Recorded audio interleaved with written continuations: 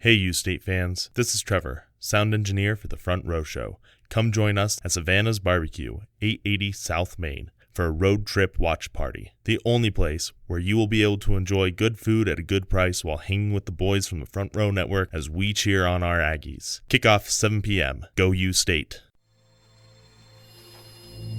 The Front Row Show does not reflect the views of Utah State Athletics, or its affiliates. Excuse me, what the hell's going on out here? And I wish I could say something that was classy and inspirational, but that just wouldn't be our style. Stick this in your trophy case. The Aggies suffer another tough loss to round out the difficult part of the 2013 football schedule. Now USU moves forward in Mountain West play in pursuit of a third straight bowl appearance. We still believe that we will win, and this is the Front Row Show.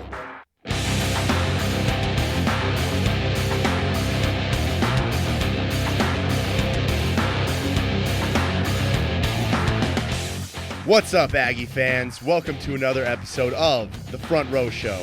As always, we are your hosts. I'm Matt Sonnenberg. I'm Lance Rasmussen. And I'm Jeff Browning. Join the Front Row on social media, Twitter, Facebook. Check us out there. Guys, it's our birthday this week. Happy birthday to us. Except we lost a football game. Yeah, over 400,000 downloads later. Here we are. Lance, care to sing us a birthday song? No. Okay. Right. We are going to... Thanks a lot for that, Rook. Well, look, I'm only 4 months old at this point? Yeah. In Front Row years, that's why we 20? That's why we nominated you. 60-year-old old guys? We are going to celebrate the best way we know how, and that's by talking about our Aggies. Unfortunately, again, not a very fun game to recap. Utah State loses to Boise State in the whiteout game. Where do you start with this? I start with lowered expectations. Just with all the injuries that have happened, it's changed the outlook of our season a little bit. I think as far as, these big games early on, I think even, take our team right now with the injuries that suffered. If you put them at the start of the year, we're not 3-4 at this point. We're, maybe 1-6, maybe 2-5. But now as we move forward, things get a lot easier on that schedule. But let's take one game at a time and talk about Boise State. I kind of went into this game, given the scramble and the uncertainty at quarterback and the other injuries that this team has had, and I sort of had a mentality. This may sound kind of pessimistic or really low expectations, but I sort of felt that if we lost by less than 20, that I wouldn't be monumentally upset. Now, I was still bummed that night. It was a tough loss, and I had to go eat away my feelings, but the Aggies put up a fight in this one. More so, look, they never stopped fighting. I'll say that much. They got down. They had their backs against the wall the whole time. And while they still kept taking punches, they kept throwing them too. And this is a game where you have a Boise State team. They're coming off a bye week. You had to get a quick start. And once again, the quick start was not there. The offense struggled to produce. The defense, I thought, played well in the first drive, holding Boise State. But after that, it just seemed like Boise State was able to make the adjustments in-game, and it was just kind of a struggle for us the whole night. Well, a big thing is you look at what Boise averaged as far as points go on the season. They scored 6 points against Washington and then have been above 40 points in just about every other game for the entire season. We held them below their season average in points. And if you eliminate that first game of the outlying random 6, our defense did exactly what we needed them to do, which is hold them below what they were supposed to be accomplishing in every statistical category. We forced 3 turnovers on the game. We returned. Yep. Nevin Lawson brings one back for a touchdown. Yep. The gorgeous read on that play, by the way. The horrible thing is we're fighting against over 25% of our just numerically players who started for us on offense is gone. Not only that, but our offensive output percentage-wise has been decimated. Our number one pass-catching tight end's out, our number one running back, our quarterback, and a starting member of our touted returning offensive line are all gone. I had said it before the game. I did not expect our offense to be able to put more than about 14, maybe 17 points up on the game. And we needed to be able to do something to come up to counteract that. And unfortunately, we weren't in a position to make that happen. You needed to have things break right for you in Yep. a game like this in order to win. And when I look at this game, to me, the key stat in this game, 3 for 15 on third down conversion percentage. That is just not good enough against a team the caliber of Boise State. But there's still some bright spots, I think, for Aggie fans to take from it. There are some problems, and there are some things that need to be fixed. But there's also some things we can look at and go, okay, we're going against weaker competition the rest of the year. We can still get wins. We're still going to go to the bowl game. I will guarantee that. We will go bowling. It's just now it's about plugging in those holes and finding guys who can get the job done. Well, it's interesting that we were looking into the season going that first 6-7 games is going to be really rough, but the back half of the schedule could be a huge blessing in disguise for what we're hoping for the rest of the season. I mean, there is not a defense or an offense we're going to be going up against for the rest of the season outside maybe Wyoming. We brought maybe this at up, this though. point. They got shellacked by Texas State. You know, Yeah. and it's No, that's not it acceptable. It depends on which Smith shows up and if they're able to do something. But like, who else is going to be able to score on this defense? Because we're still going to be among the nation's leading in a ton of categories. Well, and the fact of the matter is that even at this point, Utah State ranks among the best in the Mountain West in defense, and we have played a brutal schedule early on dealing with that. And you look forward. All right. Looking back, let's look back real quick. What did we all predict early on in the year? We thought, through these 7 games. All right, my prediction, I'll go back to it. I predicted that out of these games, on the whole season, I predicted we would lose to Utah and 2 out of 3 between USC, San Jose State, and Boise State. I was off by 1. We're 1 game back of where I thought we would be in my prediction of a 9-3 season. 8-4 ain't bad. And you look at what the rest of the schedule has, not only is every team beatable, but every team we should beat, and we probably should beat handily. The offense is going to have their struggles, but you look at the talent we have. I mean, the wide receiver core has, for one, impressed from the start of the season.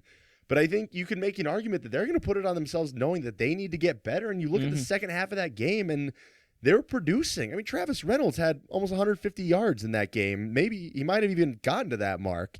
142 on 5 catches. Travis Van Loon had a few big catches. And I think, with more time to kind of put that load on them and realize that, everybody knows they have to step up. This team has the capability to do it. The question is, I think a lot of Aggie Nation is asking is, can you just chalk this up to just the injury bug? Or is there something greater going on with this team right now? No. There's a lot of people who have been out there trying to tout something of a downward trend and the fact that Gary Anderson's gone and now we're going to mute back into obscurity. But it can't, you can't take that kind of output and the leadership and the success that we saw out of, we got a 4-year starter in DJ Talavea. Chucky Keaton's started every season because we know what he's capable of. You've got these guys who are playing for your system for a reason. You take them out. Our defense is still producing despite what people want to try to insist and say that they should be shutting down potent offenses to less than 10 points a game. When they're on the field constantly. And the fact we can't not have our offense on the field. We have to be able to do sustained drives to let our defense rest up, and we're not doing that right now. And this is sorry, didn't mean to cut you out. This is also a Utah State team that we don't have 4 or 5-star guys in reserve like they do at the big schools where you can just plug in a new talent and expect to take off. Injuries do matter to this team. They do. And I think one thing that really needs to be, kind of considered with all of this, no, it's not a step backwards. It's not a downward trend. It is a brutal 7 games part of the schedule. Do you think last year's Utah State team would have come out of this undefeated? Do you think we would have gone on the road to Utah? Utah, look what they did this weekend. Yeah. That is a good football team that we took to the wire in their own building. USC is also a good team. Boise State's a good team. BYU turned out to be a good football team. Their defense is good. I can't solidly say that I think even last year's team would have come out of this gauntlet, 5-2, and it seems like a lot of people are expecting that this year's team should have done that. we had injuries. And on top of that, we've had new guys coming in that have had to learn on the fly. And maybe above all, yeah, we have had a coaching change, but they're learning too. And they're also capable of good things. We mentioned the timeout near the end of the first half. Oh, my gosh. Boise State's thinking, What a call. we're gonna kneel it down. And Matt Wells is like, nah, we got these timeouts. Let's try and make something happen. And while Boise ended up making a huge play to stifle that opportunity, Guts. it still But showed we guts. still made a huge play. Got even just getting into the position Yeah. and then blocking that punt shows more tenacity from that coaching staff than I think anyone was expecting in And this I'll season. tell you what, when a coach puts that kind of faith in his players to say, you know what, I'm going to give you boys a shot. I'm going to take a risk on you. Players love that. They love it when it's 4th and 3 and coach says, let's go for it, because they are proud of that opportunity to go out there, and they know that if they get that, that can change the course of a game. And Matt Wells took that shot, and Chris Peterson didn't see it coming. Right, and that's one of my huge takeaways from this game. There were a couple shining things that I think we can take away and look forward to in the rest of the coming season. That was one of them. Second one of them, Nevin Lawson had probably one of the greatest games that a defensive back has had at this university in a long time. He was spectacular. Absolutely spectacular. I mean, we know the 2 interceptions, but even on top of that, he was just playing good football. 9 tackles, a tackle for loss, 3 more pass breakups on top of that, and then took one of the interceptions to the house. And it showed because how effective he was being. Boise State's attack all came from the other side of the field. They went opposite Nevin because they just knew they could not do anything with him. Let's play doctor for just a sec. What would you guys do to fix what's going on and turn this season still positive? I would move forward. I would take it one game at a time because that's what matters, and that's all you can do. Our defense is still very good, and I stressed the point of learning earlier. There's still some to learn, but I tell you what, the hardest lessons have been learned at this point. We faced the toughest opponents, and what's left on the schedule are all games that we should, 1, undoubtedly win. 2, we'll probably be favored in all of them. I mean, you keep in mind, look how many games we played on the road early on in the schedule. We get half these teams at home coming here, and it is going to turn out all right. I mean, like we said, this is almost Murphy's Law, that everything that can go wrong will go wrong. And if you had said, what's the worst thing that could happen to this team at the start of the year, someone would say season-ending injury to Chucky Keaton. That happened. And we're still looking at 8-4 right in the face, maybe 7-5, if something else bad happens. But with that in mind, you take it one game at a time. There's not fixing that needs to be done. There's just persistence that needs to be done. And one of my favorite things is we just set a record all time for 3 sellout crowds in Romney Stadium. 3 games in a row, okay? Why the hell not make it 4? And that's something that we can all look into. Not only that, but last year we talked about the idea of never with the team, that we were doing things that had never been done before. We have never been to a bowl game 2 years in a row. Oh, wait, never mind. 3 years in a row. And we're looking that straight in the face, and people are angry about this. And this is going to be one of the hardest things for me to ever say. But when in the world did Aggie fans forget how to lose with a football team? Yeah, that is... Where did that go when we were like, we expect to be winning every game and we will not suffer losing with this program? Yeah. God, it was 7 years ago that you could look maybe a 1-win season in the face. And for some reason, we expect us to be able to waltz through this kind of schedule and pick up every single one of these big program wins. Where did that... I don't know when we got that sense of entitlement. I absolutely agree. And like I said a couple weeks ago, even despite a couple really tough losses, Matt Wells is still 1/3 of the way already to Brent Guy's career win total. And if we finish this season 5-0 like we should, he'll be at 8. If we win a bowl game, he would have tied Brent Guy's career win total in year 1. I mean, this wasn't decades ago. This was 5 years ago that Brent Guy was the head coach of the football team, and things, I guess at the end of the tenure, things kind of started to look a little bit brighter, but we knew that the light wasn't at the end of the tunnel with him, and then Gary Anderson came along and really changed things.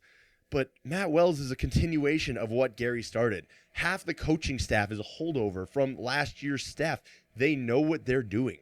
they've been dealt a terrible hand, and they're still doing all right with it. With a terrible hand being dealt, we're still looking at a third straight bowl game, and led by, this is the craziest thing, in 3 straight bowl games, at this point, if we do make it this year, which I fully believe we do, we will have made it with a different quarterback every year, essentially at the helm, because in 2011, it was Adam Kennedy that got us there. Last year, obviously, Chucky Keaton led the best season in school history. This year, it's going to be on another guy. And it's incredible. The perspective, for some reason, has been lost in a lot of ways on a lot of people. And I think it's time to rein that back in and be able to celebrate what this team has not only been able to accomplish, but accomplish against some odds that just would be crushing to any program that would come up against them in the nation. The biggest thing that we need to do right now, that Aggie fans need to do, this is what's being put to the test. It's not that, we've been there and we've seen loss. I mean, that's part of it. We know how to lose, or at least we should. Now we're being tested, all right? How are we going to respond to this challenge? Because we've seen a 1-win season before, and we kept on coming. Are a couple tough losses and injuries going to keep us from that? No. We respond here. We respond strong. Let's sell out a 4th game in a row when this team comes back home, because it's going to be another game on a step to a 3rd straight bowl game. Do you remember when Gary Anderson was losing all those close games and people were beginning to question, can he close the deal? Can he coach? What type of coach is he in close game situations? I don't think he's any good. Look where we are now. I mean, yeah. This is similar to me for Matt Wells. This is the type of thing that tests you as a head coach, but once you get through it, the ball rolls, and it just keeps going and going and going. And you look at Gary Anderson had his injury-ridden year. He had a year where 2010, so many of the players that he was banking on, his 2 starting running backs were both out with injuries. Yeah. You had wide receivers out all with the wide injuries receivers, that, Stanley Morrison and Matt Austin. And for some reason, people can look back at that and go, oh, you know what? That was an injury-laden year, 2011 and 12. He picked things up and got. But we're willing to jump off the bridge over this year? Well, here's the thing. You can even go past that 2010 season and go to 2011 when the team was 2-5 after 7 games, and we went to a bowl game. Even just 2 years ago, 7-5 was so monumental. I'll never forget that feeling after we beat Nevada for our 6th win and to clinch bowl eligibility. We didn't know for sure yet that we were going to actually go to a bowl game because all the Wax bowl ties were gone at that point pretty much. But just knowing that we had secured that and we had earned the right to compete in a bowl game was monumental. And it just felt like every Aggie fan wanted to have their arms around one another and just say, we did it. Like, we made it. And, we climbed back from a darker hole then than we are in now. And I'll say this much. That 2011 team was good. This team has more talent. They're more deep. They're just more all-around talented. We haven't suffered the injuries like they have. This team suffered the injuries, whereas 2011 didn't. But, man, we've been down darker, and we responded then. Why can't we respond now? We'll get there. We will get to the bowl game. We freaking better. As a final point from myself, we talked a little bit about last week about the numbers that Chucky Keaton could have put up if he had gone into this second half of the schedule against the teams we're going to see. We are going to watch this team put up some numbers that are going to blow some people's minds. Our defense, I think, is going to come out. It's showtime. It is 100% time. I know the players are thinking it to themselves that they have something to prove to everyone, and we're going to watch some things just get nasty from this point out. To me, the best thing that could happen to this team right now, get out of Logan, get on the road, find yourselves, and they have the chance before the bye week against New Mexico, a team that is second to last, I believe, in passing in the NCAA. So where our weakness has been on defense, they should not be able to exploit it. However, they do have a terrific running back in Casey Carrier, and they are a run-oriented team. But this is a game where I almost don't even care if it's New Mexico, Hawaii. This is about us and about our team coming together and just putting the beat down on somebody. Well, and we've definitely had our moment. Like, we've had shining things that have come through. We talked about Nevin Lawson's play in the last game. We talked about our coaching. I think Robert Marshall deserves a shout-out for his play in the second half when every other running back in front of him has been struck down in some way. He came through on the last couple drives of that game and he was 7-8 yards a carry. You know, there are things that are showing about this team that we can build on. It just takes time and experience. And learning. Like I said, kind of been my point I keep going back to, learning. They're going to learn more about themselves this week in practice. They're going to learn more about themselves at New Mexico. We're going to win some football games and go to a bowl game. Let's do it. To me, this is a game where it's not really about their run offense versus our defense.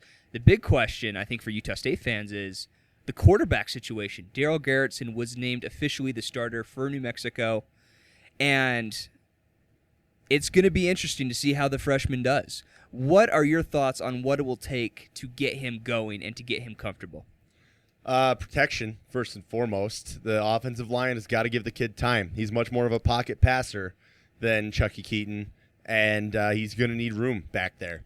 The receivers, I think, have done a good job of getting open. Just their all-around play all season has been good. Another big thing that I think we saw in the game against Boise State, Garrettson gets a lot of air under his deep balls.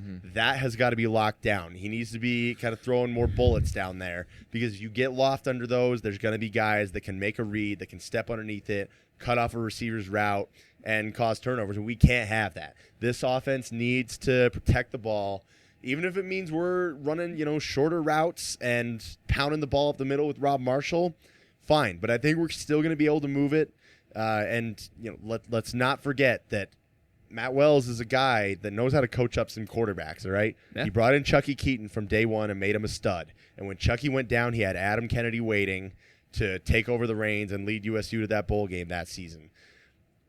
Just got to do it again now. Well, and for me, I really think that Boise really planned well, because they didn't know who was going to be playing quarterback. But what they said was, you're going to be plugging someone new into your system over this, beat us through the air.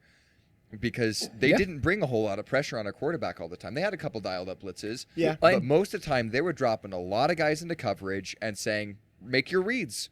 And I think it was confusing, and I think it was a great game plan, and it showed. And when we have to do is, go ahead. We just have to get Garrison comfortable making the reads under pressure and in what could be a really, really difficult environment if they're just dropping everyone into coverage, saying, beat us with your arm. Yeah, and it's easy to make a game plan like that when you have a beast like DeMarcus Lawrence doing a rush.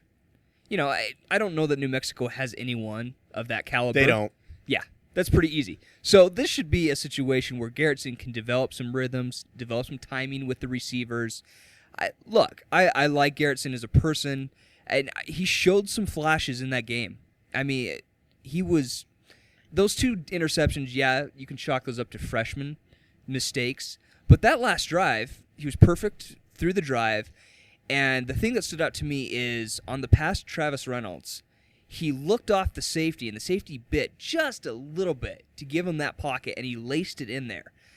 That's a great play from a freshman who was seeing his first game experience. And then the pass to Travis Van Leeuwen was great as well. So there are glimpses, I think, that Garrettson has provided that should make us feel really positive about his play.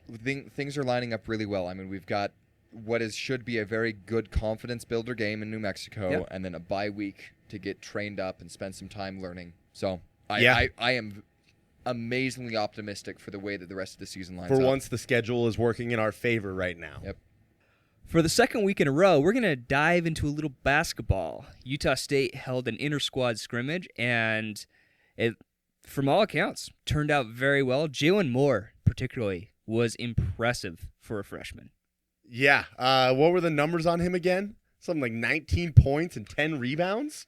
For anyone, that's a solid performance. For a true freshman coming in, that's really, really encouraging, because it's rare that we ever see that from even, like a redshirt freshman going against guys that are battle tested and have game experience, which this team has a lot of now.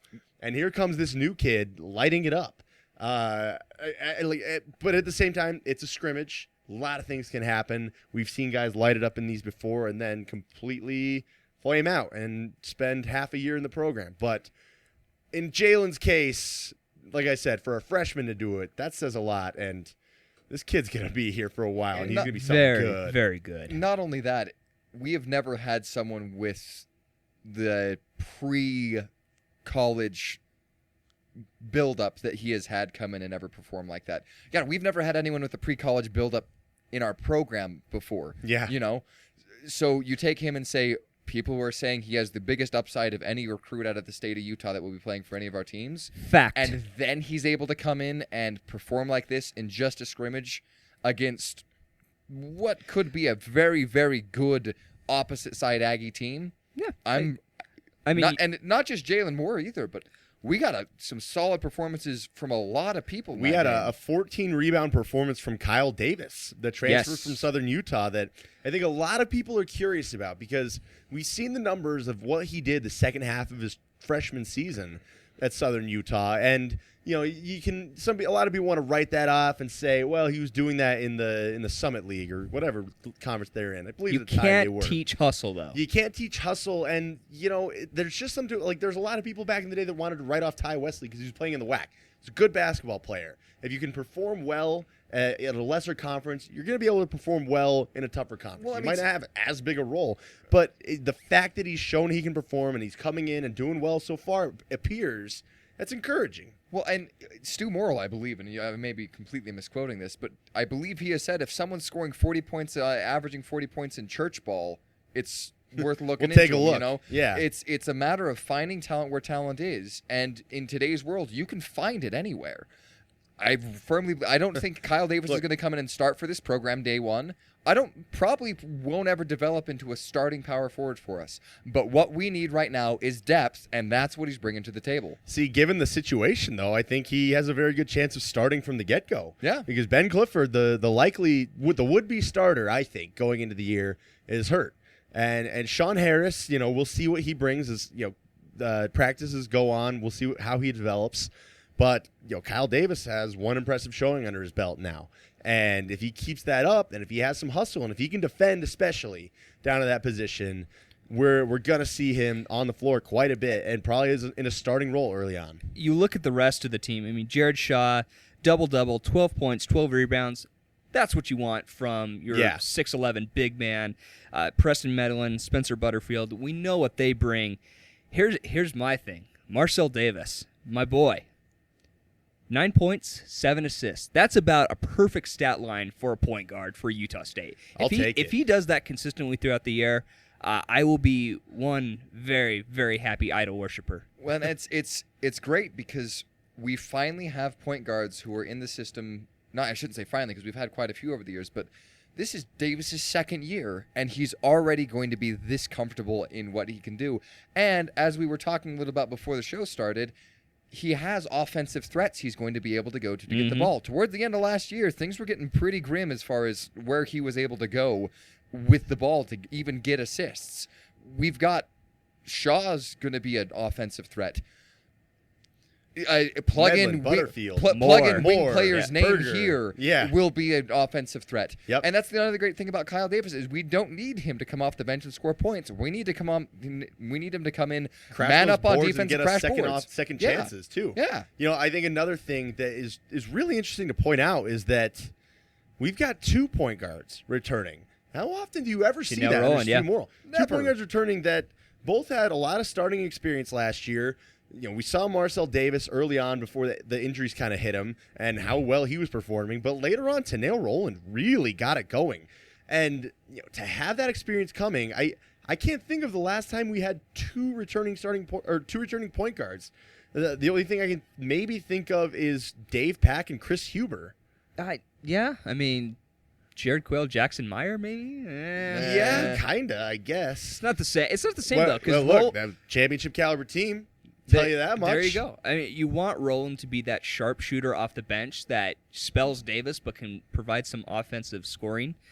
The guy I want to talk about just really briefly is JoJo McGlaston. Added 11 points with 5 assists, and from all accounts is wickedly athletic. He may be a better athlete than Jalen Moore.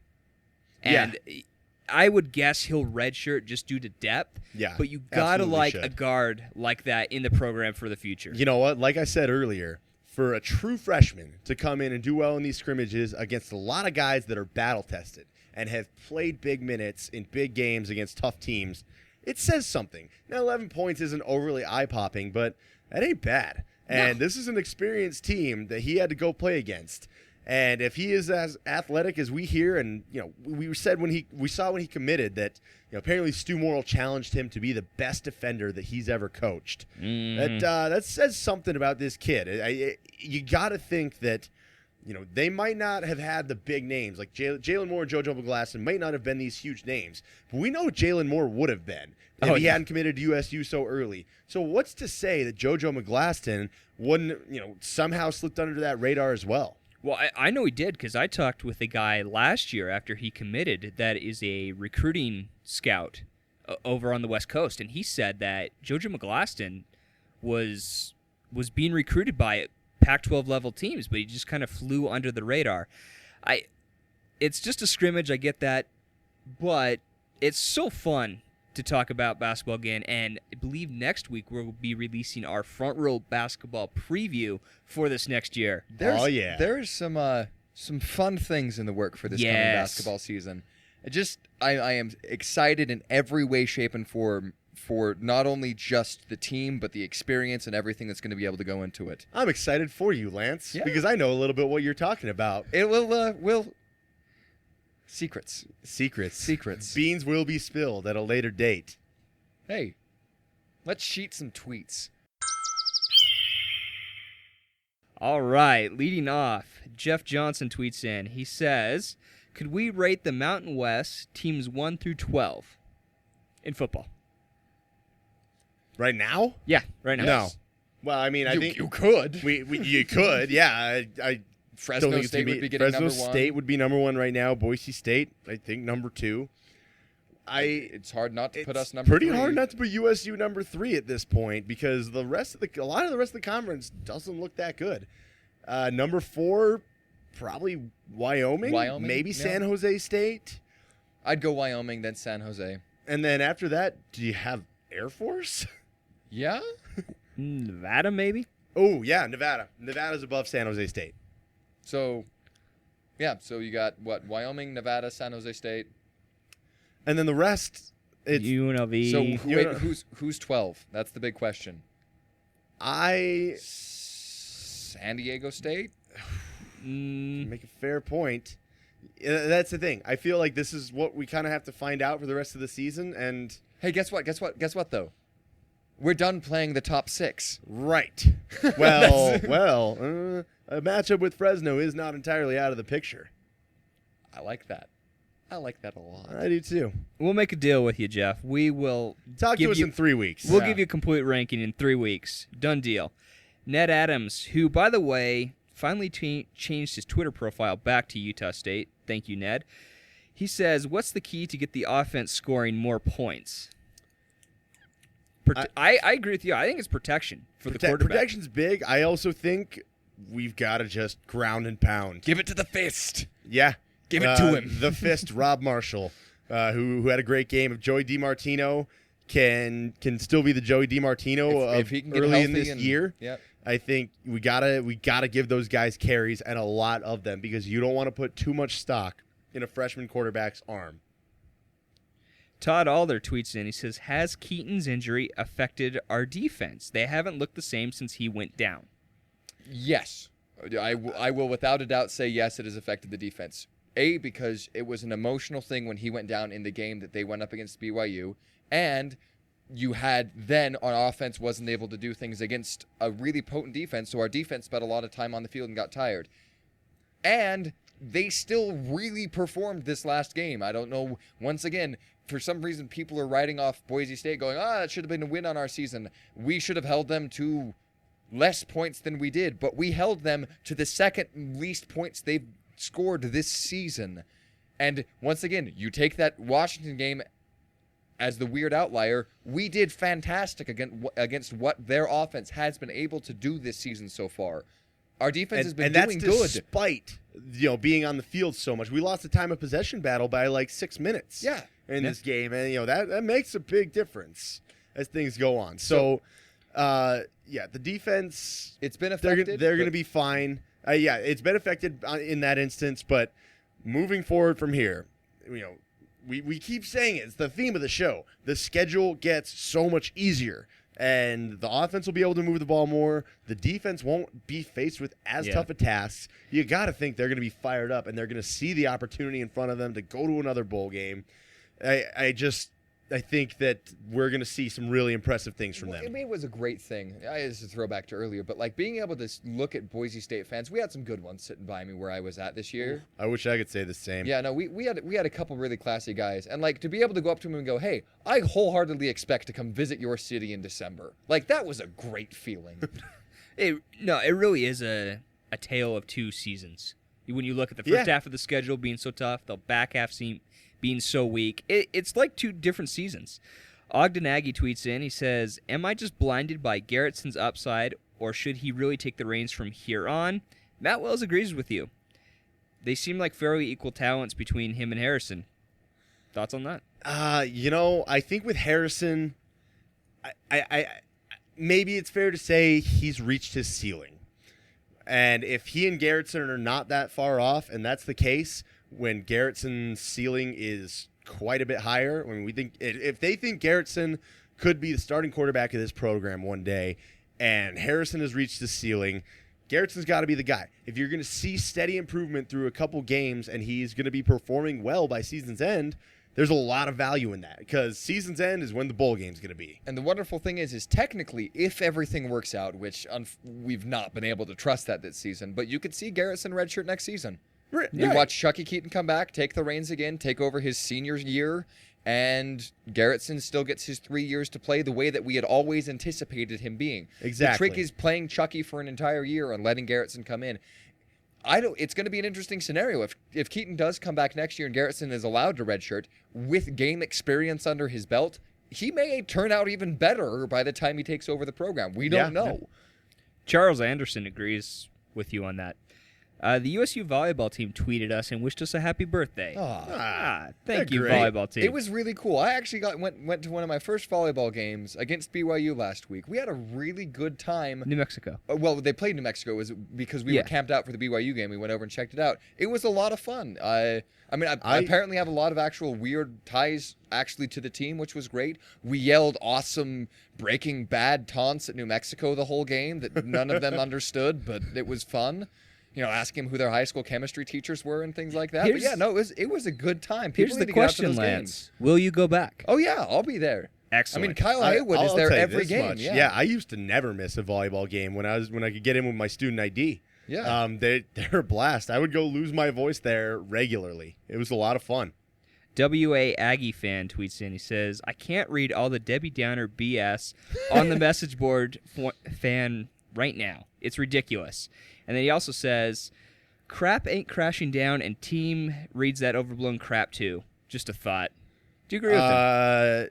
I feel him to a point. There is a lot of Debbie Downer stuff going out, but that is why we are here, to be your voice of reason. Well, and on top of that, it's a psychological thing that as soon as you get one negative opinion, all the people with good opinions start shutting up, because you don't want to have anyone come out and refute your points and call you an idiot for being an optimist, because the people who are pessimistic and realists always have a whole lot more to say. The fact I haven't been to the message board in almost 2 weeks. I got on for the first time on my phone tonight and just got sad. But I haven't been there in a while. I posted for the first time in months the other day. And in true me posting fashion, it was a thread killer. Yeah. Killing threads is just a pastime at this point. I am expert at that. It's just so easy to go on there and find negative opinions, but that's because a lot of the positive opinions just don't go on and post things. So, hey, this is my unofficial official post of, you've heard everything we've said tonight. We don't believe that things are crashing down, and I do not believe that the consensus opinion of the majority of this valley is in agreement with that fan site. And I think everyone over there just is a lot of crazy. Everyone's got to pick their heads up over there, all right? Get behind this team, and let's sell out the next game. Sell out Hawaii. Do it. Geo Ag tweets in, "What would you consider a successful stat line for Garrettson next week, other than the W, of course?" See, to me, if he gets the W, I'm happy. Yeah, that's all that I don't matters. I think to get the W, he needs to have less than 3 turnovers, whether those are via interceptions or fumbles. And I think he needs to at least throw for 1 touchdown, maybe 2. I was going to say 2 touchdowns. But, we'll see. I think this week of practice is going to be pretty freaking crucial. And if New Mexico's pass defense is really as bad as it should be, as we hear it is, hopefully the kid can get his feet wet in a comfortable scenario. Yeah, give me 2 touchdowns and give me above the 55% completion percentage. That's what I ask for the game. And I think we can win on that, between that and what I believe to still be a potent run attack. It's a great question, by the way. I like that. Ryan Peterson tweets in, he's trying to get friend of the show status. We bequeath you friend of the show status. It's dubbed. You are now. It has been queethed. Look, once I recognize the names when you're reading the tweets, they're friend of the show status. You are a friend of the show, Ryan Peterson. Peterson. You are one of us. What are our expectations for the rest of the season? Bowl game. Yeah. Whether we're 6-6 or 7-5 doing it, or 8-4, bowl game. Bowl game. No question. And I expect it to be Boise, and I expect us to take a nice contingency of fans out there to watch it. Yeah. Derek tweets in with the last question of the night. Is New Mexico really the only FBS program in the state? He's taking a little jab at New Mexico State. Yes. They should be. They Yes, absolutely should be. Look, until they're paying their fans to come to games like New Mexico State's resorted to. Oh, my gosh. Look, there's only one other program I know of that's resorted to paying their fans to go to games, and that's UVU. So have fun being on that level, New And Mexico they State. still didn't show up. Yeah, seriously. I mean, the guy who won the contest for always being there wasn't there. Now, granted, he had a very good reason. He was like helping disabled people to eat, which was great. Good on him for actually having good priorities, because that is so much more important than New Mexico State sports. I hope they still hooked him up with the money if that's the case. I don't know. Talk about It's New Mexico total State. public No. relations. No. I actually believe that another fan base raised the money to actually pay him because they contractually didn't. I have no idea what the actual story is, but yeah, it sounds legit. It's a travesty down there. Thanks, everyone, for sending in your questions to us. As always, send them in any time of the week at USU Front Row. Become a friend of the show, like Ryan did tonight. Good job, Ryan. All right, well, we're just going to jump into this. Matt's got a rant. Let's hear what he's got to say. Yes, I do. I'm as mad as hell, and I'm not going to take this anymore. The night of this recording of this podcast marks the 10-year anniversary of a very shameful night in sports history. You might have seen the headlines about it, and if you saw, you certainly remember what happened. I'm talking about Game 6 of the 2003 National League Championship Series. The Chicago Cubs, my hometown team, led the series 3-2 with arguably the best pitcher in all of baseball, absolutely on fire on the mound. For me, this whole postseason was one of the greatest single things of my life. As a Chicago native, to have the Cubs actually be good was unbelievably exciting. I literally spent hundreds of dollars in gas money to drive to Salt Lake to watch every game with my 2 brothers during that series. With a 3-0 lead in the 8th inning, everything looked great for the Cubs. Then came the Steve Bartman play. Chicago Cubs left fielder Moises Alou was making a play on a foul ball that was right on the wall when a handful of fans reached out to try and catch the ball. One actually touched it, though, and that man was Steve Bartman. Now, this is where history is skewed a little bit. A lot of people talk about that play as costing the Cubs a crucial out before things unraveled for them, as they gave up 8 runs in that inning, losing Game 6 and eventually Game 7 the next night to the Florida Marlins. Missing out on that one out isn't what cost the Cubs the game, though. Who knows if Moises Alou would have actually caught the ball? No one knows that for sure. And would things really have changed for the Cubs if he had? Yeah, maybe. But in that instance that he didn't, the Cubs were exposed for being absolute mental midgets.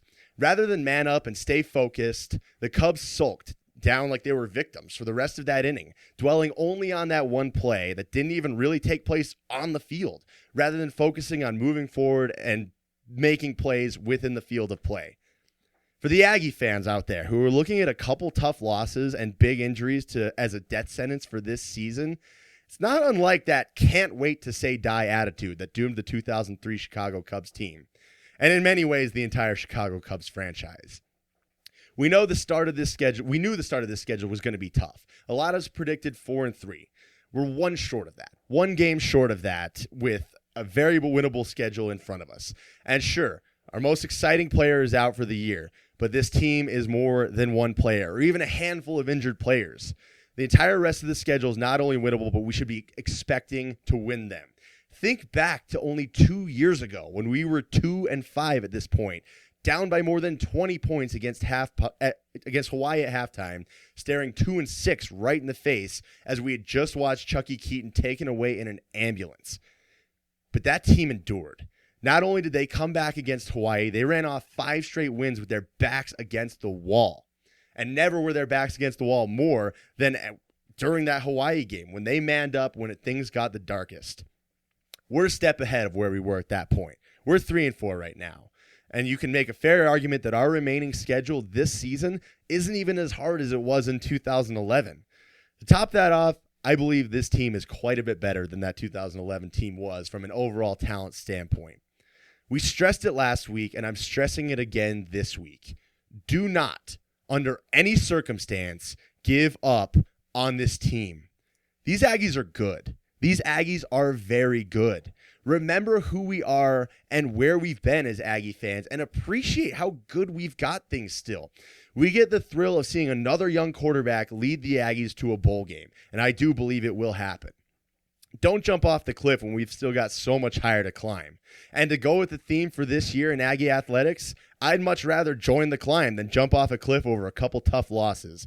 This team is primed for a big finish. If you quit on them now, you're going to miss all the fun. If you need me, I'll be enjoying the rest of this ride to a 3rd straight bowl game. Oh, yeah. Woo! You know what's my favorite Well thing about said. that?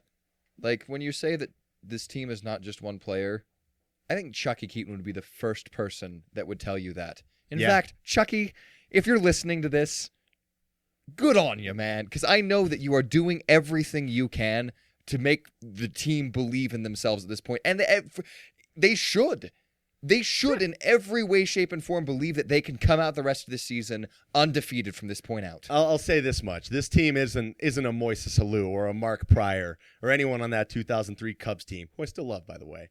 But they're not going to kill over and blame something else that's happening, blame their circumstance on why they aren't succeeding. Nah, they're going to make their own success, and they're going to do everything they got to do to come out and win football games and go to another bowl game. Do not, under any circumstance, quit on this team. I like it. Thanks, everyone, for listening to the Front Row Show. It's been a great birthday episode. What a great year it's been. It's been a lot of fun. And Lance, even if you are only 4 months along in this, you're still a big part. And shout out to Josh for all he did. Yeah. The first part of the Front Row Show. He was a big part of it as well. Lance makes us miss you that much more every day. Yeah. Oh.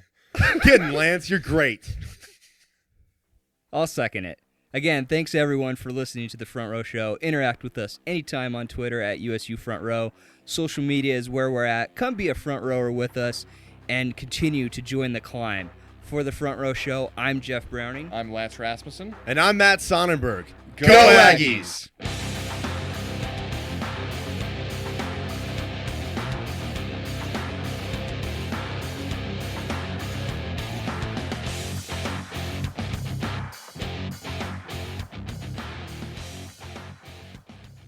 2 by 2, we're marching door to door, because God loves Mormons and he wants some more. Hey, Aggie fans, thanks again for listening to this episode of The Front Row Show. Be sure to download all our archived episodes on iTunes, follow us on Twitter at USU Front Row, like our page on Facebook at facebook.com/USU Front Row, and subscribe to us on our new YouTube channel at youtube.com/USU Front Row. Go Aggies.